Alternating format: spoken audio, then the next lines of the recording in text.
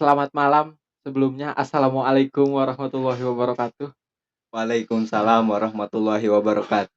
di malam yang hangat kali ini kita berbincang hangat begitu, Ceng Romli. Sebelumnya Iya. kita mungkin perkenalan terlebih dahulu gitu lah, Iya supaya betul. nanti subscriber ataupun penonton di channel ini bisa akrab ataupun mengenal kita terlebih dahulu. Nah, mungkin bisa perkenalan diri terlebih dahulu, dulur ataupun sahabat. Silakan. Iya boleh boleh. Perkenalkan nama saya Muhammad Romli Alamin, dipanggil Ceng, Romli, dan lain sebagainya. Eee, Terus apa lagi? Kang Iki gimana?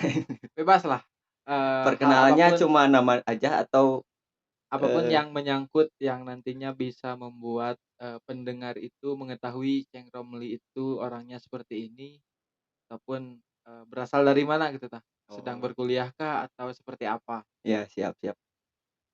Eh, Tadi perihal nama sudah ya, lanjut ke perihal tempat tanggal lahir boleh? Boleh boleh, minuman kesukaan, makanan kesukaan, hobi, nah bolehlah di sini forum bebas gitu. Oh siap. Kalau tempat tanggal lahir, dari Bandung, 23 Desember 1999. Terus Siap. alamat sekarang yang didiami di Desa Baranang Siang, Kecamatan Cipongkor, Kabupaten Bandung Barat. Siap siap. Oh, oke. Iya Berarti, Ceng Romli ini asli orang Bandung Barat seperti itu ya? iya, asli. Ceng Romli itu sedang berkuliah katanya. Kuliah di mana? Nah, sekarang saya kuliah di Universitas Islam Nusantara, Ngambil jurusan apa itu? ngambil jurusan pendidikan. Pendidikan. Iya. Kebetulan, sebelumnya perkenalan juga gitu nama Oh iya. saya, karena biar apa ya, biar sama gitu tadi dulu ataupun sahabat Romli berkenalan, saya juga harus seperti itu ya. Nama saya Rizky Mubarak Hadadi, biasa dipanggil apa ya, kalau teman-teman setongkrongan, setempat ngopi itu manggilnya King, itu entah kenapa itu manggilnya King, saya juga bingung, jauh-jauh dari nama asli seperti itu. Kalau dari kecil saya dipanggil itu Adi gitu, ataupun Ujang kalau Iya. panggilan sayang dari seorang mama itu. Oh, itu panggilan orang Sunda kalau Ujang. Itu panggilan sayang itu, dari mama tercinta. Iya, kebetulan saya juga, berkuliah di Universitas Islam Negeri Sunan Gunung Jati, ngambil, apa, jurusan administrasi publik gitu, Kak. Ngambil jurusan administrasi publik. Di perkuliahan saya ketika masuk itu tidak tahu ataupun, sedikit kebingungan, "Oh, bangku perkuliahan itu seperti ini." Beda, sangat beda dengan, ketika kita di waktu SMA gitu, Kak, yang saya Iya rasakan. iya. Di apa, di ruang ataupun di cara ataupun metode dari pembelajaran di perkuliahan itu berbeda jauh gitu, Kak. Jadi seorang mahasiswa itu dituntut untuk, lebih aktif daripada seorang dosen. Beda halnya pas, SMA gitu, pas sekolah dari guru yang terus ngejelasin gitu, Kak. Kita seorang siswa itu hanya diam dan mengangguk-ngangguk saja seperti itu. Tapi kan, eee, kalau di kurikulum Kurtilas itu hampir gak beda jauh gitu, sama yang di perkuliahan sekarang, yang saya alami gitu. Oh, iya. Mengenai perkuliahan gitu, Kak, di dunia kampus ataupun budaya, kampus di Universitas Nusantara tuh seperti apa gitu, Kak? Pasti itu berbeda dengan, budaya yang ada di kampus UIN Bandung. Itu gimana, Kak? Nah, kalau di Universitas Islam Nusantara yang saya sekarang, eee, Berkuliah? berkuliah, iya iya.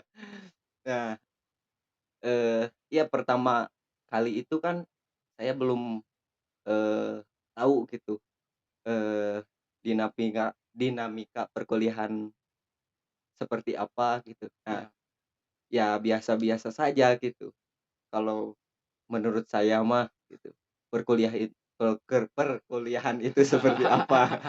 Santai santai. Aduh. Ya, kalau di Universitas Islam Nusantara itu, ya biasa-biasa aja gitu, seperti yang lain, tapi, eee, nggak beda jauh lah gitu, kalau beda juga. Iya iya.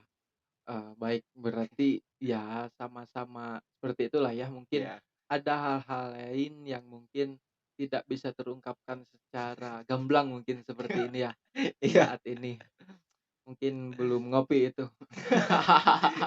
Itu harus ngopi ini dulu harus ngopi ngopi dulu, dulu, ngopi sambil dulu. ngerokok biar bisa, apa, dialektisnya lancar gitu, seperti itu. Berbicara mengenai, dunia kampus di UIN Bandung itu sendiri sangat kental dengan, dunia ataupun organisasi ekstra maupun intranya, seperti itu. Organisasi intra yang ada di, kampus UIN Bandung itu, apa ya, sangat kental dengan, eee, apa ya, jadi sangat kuat gitu. Jadi tidak mahasiswanya itu tidak, apa, biasa-biasa saja, ada banyak yang memang mengikuti organisasi, sangat sedikit mahasiswa yang memang, eee, apa ya, biasa-biasa saja. Termasuk, saya mungkin bisa dibilang, apa ya, yang mengikuti salah satu ataupun, beberapa organisasi gitu di dunia kampus, seperti itu. Oh, ya, Mungkin mengenai organisasi gitu tah, ya. Ceng Romli mengikuti organisasi apa saja gitu tadi dunia kampus? Nah, yang sekarang saya ikuti di Uninus, Ya. eee, sangat banyak sekali tapi, Luar biasa kurang sangat banyak. Tak terhingga. iya, tapi sayanya, kan cuma satu tapi jadi nggak bisa, aktif di semuanya Iya gitu. iya, Yang sekarang tuh ada, HMJ, yang HMJ, pertama itu HMJ ya. HMJ, Nah, yang kedua, HIPMI, ya HIPMI. Terus yang ketiga itu ada PMII, MII, iya ya.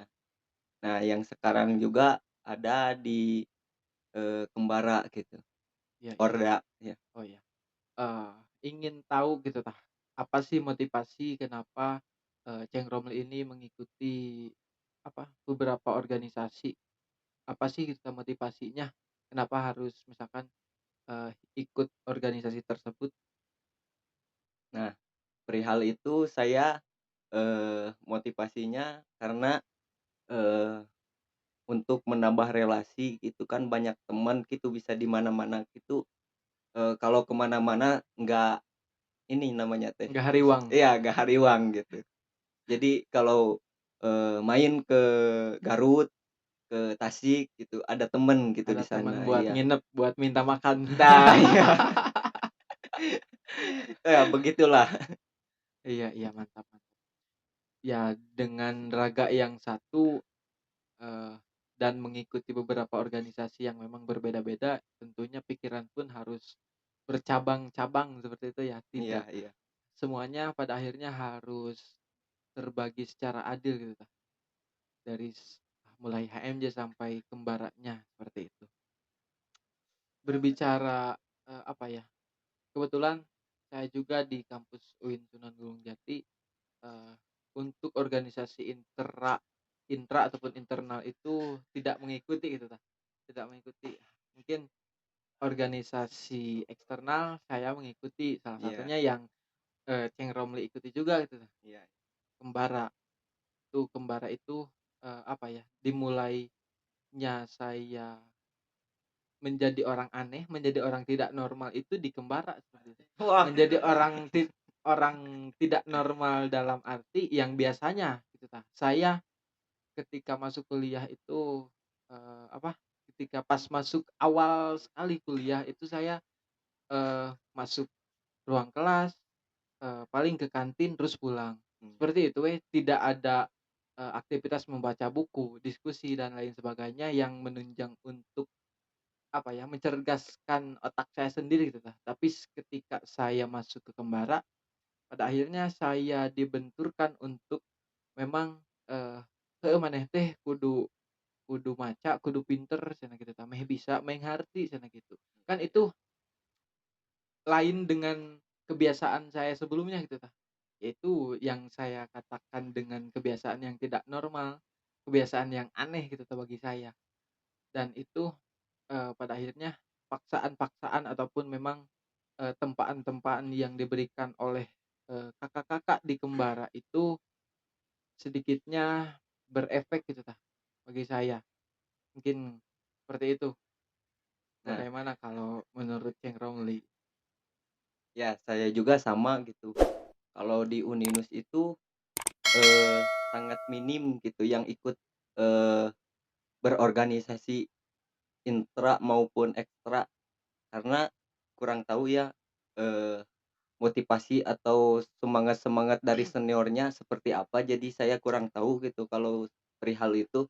Tapi di Universitas Islam Nusantara itu, eee, ya kurang sekali gitu minat-minat berorganisasi dan, baca buku itu sangat kurang gitu, seperti saya sendiri gitu yang kurang memadai perihal Itu itu. termasuk saya juga, Iya, kalau mengenai, apa, baca buku itu Kak, yang tadi saya bilang, sebelum masuk Kembara khususnya, eee, saya tidak pernah ataupun hanya membaca-baca buku LKS ketika di sekolah gitu, itu pun tidak beres. Baca buku LKS itu hanya ketika disuruh, apa, bikin tugas saja, seperti itu. iya, iya, Selanjutnya ya, apa, tidak membaca buku gitu tah, tapi ketika masuk Kembara yang menjadi tuntutan ataupun yang memang kewajiban menjadi seorang kader Kembara itu, ya, eee, kamu harus membaca buku cenah gitu tah. Karena iya, iya, dengan membaca buku kamu bisa menggapai apa yang kamu inginkan cenah, kan gitu. iya, iya. Nah, saya juga sama gitu seperti itu, nggak beda jauh gitu ya, karena, eee, motivasi saya sekarang-sekarang ini untuk minat baca itu karena, seringkali dimotivasi oleh senior-senior yang berada di, eee, setiap, Organisasi. organisasi, iya. Iya, mengenai apa ya, kalau dari seorang kakak ataupun senior di organisasi itu bentuknya bukan sebuah apa ya, penindasan ataupun pemaksaan yang memang, apa ya, untuk menyudutkan kita sebagai apa, anggota baru di organisasi tersebut. Tapi itu cara memang, seorang kakak ataupun senior untuk mendidik kita gitu kan, supaya ya menjadi pembeda dengan ketika kita sebelum masuk ke organisasi tersebut dan ketika, eee, saya misalkan sudah masuk di dalam organisasi tersebut ya, gitu ta. Karena untuk menunjang, tujuan dari organisasi itu sendiri gitu ta. Organisasi bisa berjalan dengan lancar dan progres itu tergantung oleh kader yang ada di dalamnya, tergantung oleh apa, anggota-anggota yang memang menopang secara penuh organisasi itu agar tetap berdiri dan tetap maju gitu tah, seperti itu.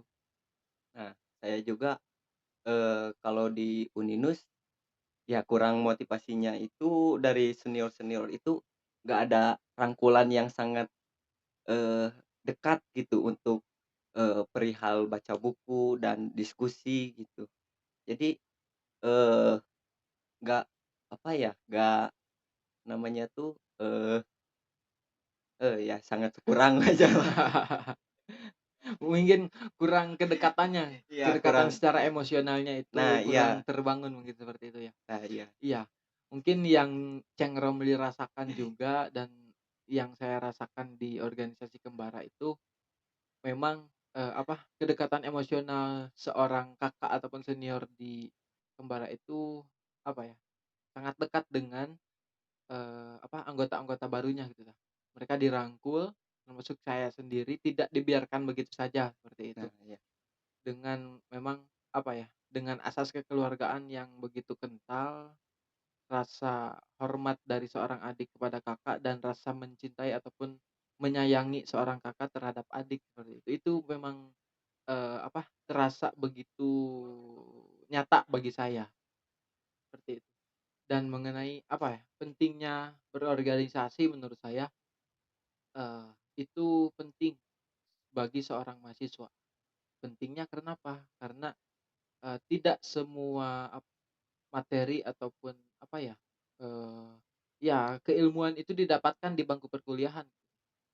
Bahkan Mhm. seorang dosen pun yang berbicara pada saya, materi yang didapatkan oleh kalian di bangku perkuliahan itu cuma sekitar 30 sampai 40%. Nah, sisanya kalian mencari sendiri. Nah, dalam artian mencari sendiri di sini kan, eee, tidak kita bisa mencarinya itu di bangku perkuliahan saja, kita bisa mencari di luar, khususnya di organisasi, gitu.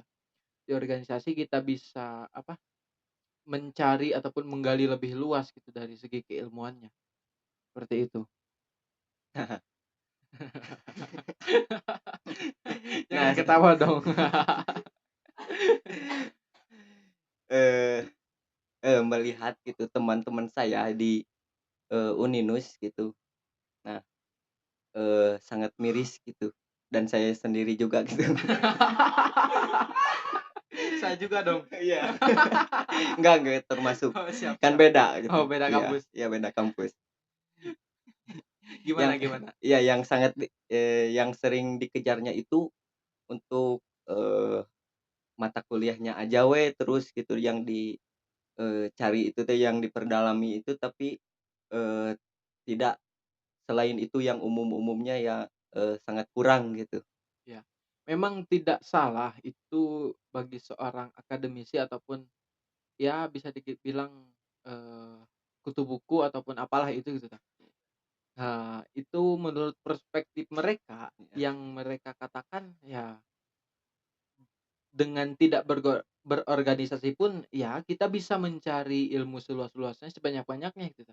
Tapi ya menurut sudut pandang saya sebagai orang yang memang mengikuti organisasi, ya memang berorganisasi itu memang penting gitu kan, seperti itu.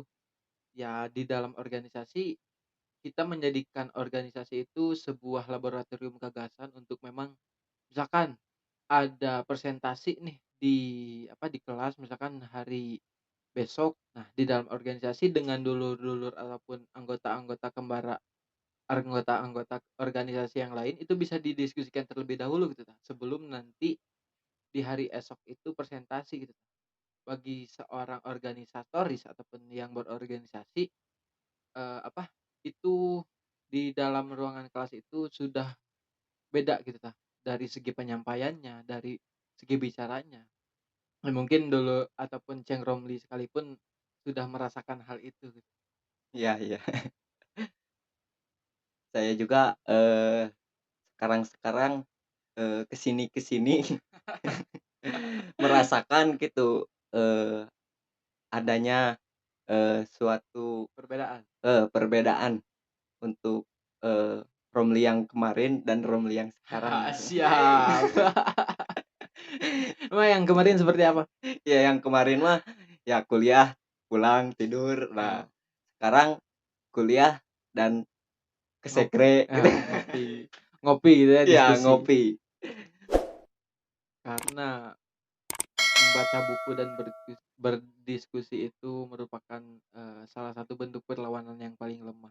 Perlawanan di sini bukan perlawanan yang memang berbau kekerasan ataupun ya, apalah apalah itu gitu perlawanan di sini bisa disederhanakan melawan, ketidaktahuan, melawan kebodohan gitu, melawan kemalasan, seperti itu.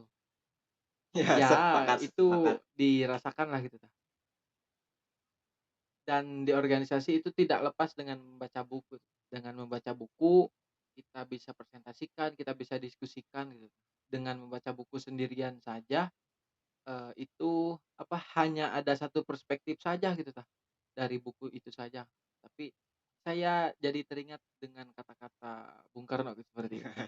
Saya lebih menyukai orang yang membaca buku sambil berdiskusi, dan membicarakan bangsa ini ketimbang, orang yang memang membaca buku hanya untuk dirinya sendiri, seperti itu. Iya. Karena ya kalau dijabarkan lagi itu kita itu apa ya, untuk mencerdaskan kehidupan bangsa tentunya dimulai dari hal kecil, itu harus berbagi, harus di-sharing-kan gitu. Misalkan kita dapat ilmu misalkan dari buku ini, kita didiskusikan bahwasanya di buku ini seperti ini, di buku yang ini seperti itu. Jadi ada pandangan lain misalkan dari sahabat-sahabat yang mengikuti diskusi itu, "Oh, dari buku yang saya baca mah tidak seperti ini, teorinya misalkan seperti ini seperti ini seperti ini." Jadi ada, berbagai sudut pandang yang pada akhirnya menjadi satu lingkar pandang seperti itu. Tidak keliru dalam hal berpikir, seperti itu. Nah, beda lagi seperti saya yang kuliah kuliah di Uninus ya, eee, perihal itu diskusi-diskusi yang berada di, ruang lingkup kelas saja juga kalau, eee, dari dosen itu, ya itu gitu, nggak ada, eee, pertentangannya gitu. Ya, namanya itu dialektis. Ya tidak ada interaksi antara mahasiswa dan seorang dosen gitu lah. Nah iya, ya, Kalau menurut, apa ya, jadi teringat kembali, eee, dari buku yang saya baca itu, gaya penyampaian dari seorang dosen itu, apa ya, gaya sistem gaya bank kalau dari buku apa, Pendidikan Kaum Tertindas dari oh iya, bukunya Paulo Freire. Itu jadi seorang dosen itu memberikan materi seperti halnya kita itu menabung di bank dan pada suatu saat kita menariknya gitu.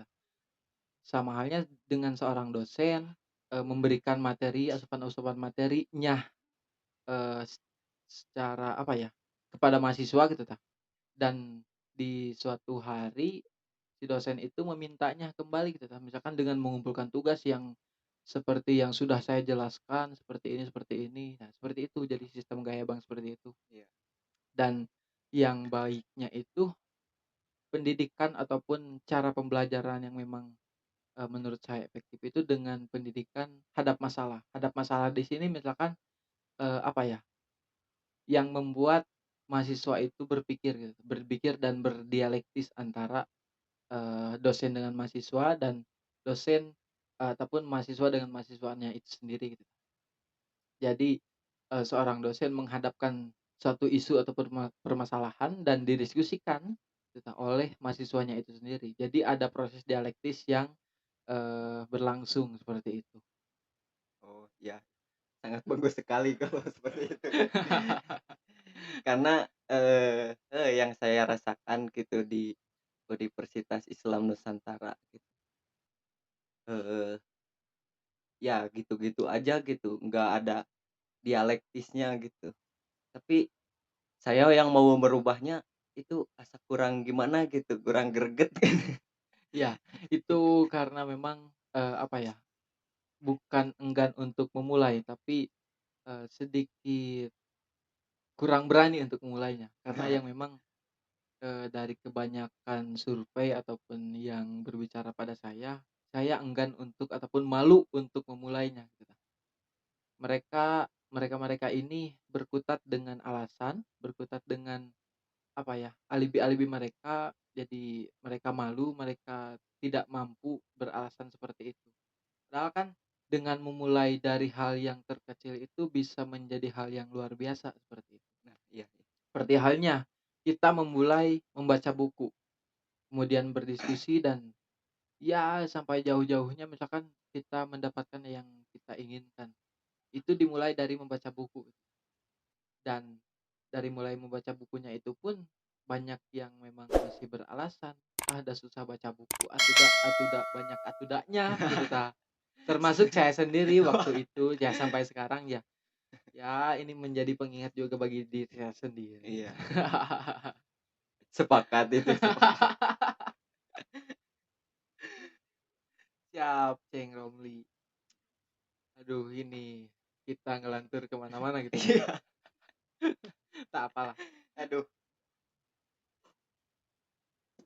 kita bahas apa lagi nih, kalau dirasa memang, sudah cukup misalkan berbagi pengalaman dari seorang Ceng Romli yang memang berkuliah di Universitas Islam Negeri, ataupun masih memang Swasta swasta. maaf, Iya. saya jadi kebawa kampus sendiri gitu. Soalnya Nggak apa-apa nggak apa-apa. di Universitas Islam Nusantara Iya. berbagi tentang, dunia kampus di Uninus itu seperti apa, saya singkat saja Uninus biar tidak salah. Iya. Dan sedikitnya saya pun berbagi tentang, di kampus UIN Sunan Gunung Jati, seperti apanya misalkan ataupun, apa, masih kurang puas dari penonton ataupun subscriber, saya tidak akan sebut channelnya karena saya sedang membajaknya ya. Iya. Ini mumpung kru dan foundernya sedang tidak ada gitu. Iya iya. Mungkin ada sedikit pesan-pesan ataupun motivasi dari Ceng Romli untuk, subscriber ataupun penonton ini, dipersilahkan. Nah, bagi teman-teman yang, eee, nonton video atau, podcast dari Demok Channel, ya Demok Channel 23 jangan lupa like dan subscribe. Oke, siap. Iya. Padahal saya tidak ingin, kata-kata itu keluar. Tapi tak apalah itu Iya sudah iya. berlalu. Kan Mungkin tadi ditanya gitu soal itu jadi nggak apa-apa lah, nggak apa-apa. iya, Itu siap. kesalahan teknis.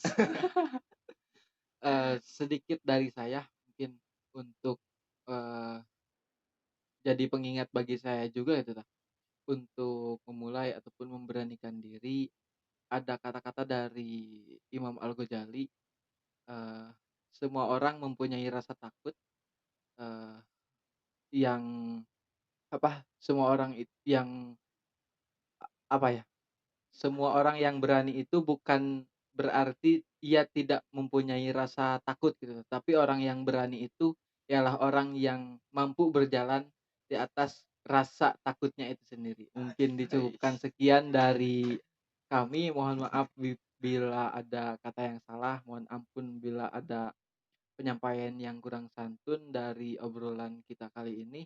Dicukupkan sekian, wallahul muwaffiq ila aqwamit thoriq. Wassalamualaikum warahmatullahi wabarakatuh. Waalaikumsalam warahmatullahi wabarakatuh.